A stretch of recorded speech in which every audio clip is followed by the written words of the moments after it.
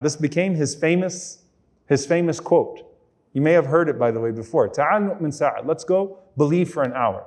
You know, subhanAllah, if you tell a friend, let's take a walk. Let's go to the masjid together. Let's go believe for an hour. Let's go increase our faith for an hour.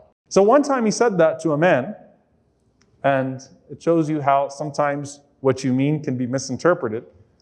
The man blasted him. He got mad at him. He said, Nu'min sa'a? You want to worship Allah for an hour? You want to believe for an hour? So he goes to the Prophet ﷺ. He says, Ya Rasulullah, أَلَا تَرَى ابْنَ رَوَاحَ يَرْغَبُ عَنْ إِيمَانِكَ إِلَّا إِيمَانِ سَاعَةٍ. He said, O Messenger of Allah, do you see your companion Ibn Rawaha? The only time he wants to believe in Allah is an hour out of the whole day. He understood Ibn Rawaha as saying, let's believe for an hour and then disbelieve for 23 hours. Or let's not remember Allah for the rest of the day.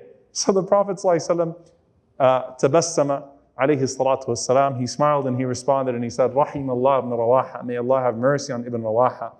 Innahu yuhibbul majalis allati tatabaha biha al-malaika. He loves the gatherings about which the angels boast. He loves the gatherings about which the angels boast.